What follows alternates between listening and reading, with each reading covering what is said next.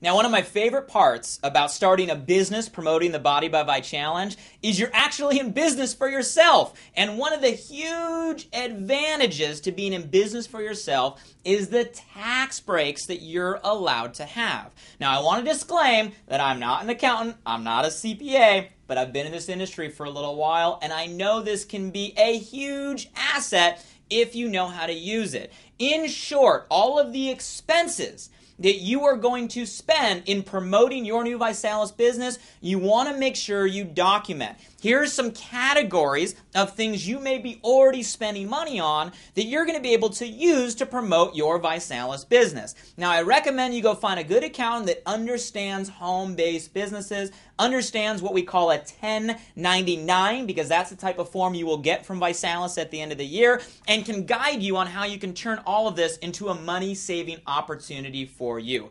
Here's a quick example, because when I got taught this at a young age, it totally shifted my paradigm on how I was able to earn income. You see, most individuals are employees, right? Most individuals get paid on what we call a W-2, right, or a W-4. Now, here's a simple example of how when you're an employee getting paid on a W-2 or W-4, you're actually the last one to get paid. You end up paying everybody else first, and you end up keeping what's left. What's a good income, say, in our country, of someone that would say, man, I'm making a decent income? Most people would say, if you're making $100,000 a year, that's a decent living, right? You're a six-figure-a-year earner. So let's say you're an employee right now, and you are making, right, $100,000 a year. Now, let me ask you this. If you've ever been an employee, you know the answer. By the time you get your paycheck, there are already a bunch of subtractions, right, on your paycheck stub. Those subtractions are what we call what? Taxes. Now, if you're in a $100,000 above income range, how much do you think, on average, you would pay in taxes? If you guessed 40%, you're about right. On average, you're paying about 40% in taxes. So let's say you were making $100,000.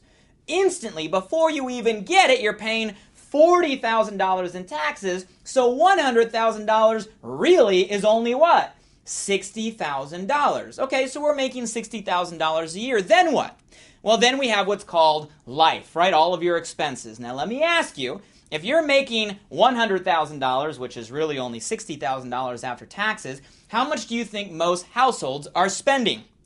Well, if you guessed over 60, you're probably right? 65, 70 with what we call credit card debt. I know some of you guys can relate. Let's not go there. Let's say you're smart, right? You're focusing on saving. Let's say your household, if you brought in $60,000, you're only spending $55,000, which means at the end of that year, you have about $5,000 remaining. $5,000 out of your $100,000 is left. Maybe you go on a family vacation, all right? Maybe you save it, maybe you invest it, but that's your $5,000. Now, let's take the same income with the same expenses, but let's put it over here, but let's do it as a business owner, as a 1099, like you now are in promoting the challenge. So your income was what? $100,000, okay? Now, what happens? If you said taxes, you're right, but not yet. You see, here's the fun part. As a business owner, you're first able to deduct your business expenses and then get taxed on the remaining. So let's see how that works. $100,000, your expenses were $55,000, which leaves you $45,000 left that you're able to get taxed on. Now that $45,000 puts you in a lower tax bracket, which means on average you're only going to get taxed about $18,000, which leaves you remaining $27,000. Now look at the difference. $5,000, $27,000. Same income, same expenses, but the dollars are different. A dollar you make as an employee is actually less than a dollar you make as an entrepreneur. Now, the argument here would be, well, maybe you can't write off all your expenses. That's up to you and your accountant. But let's say it's only $15,000 left. That's still 3 times the income.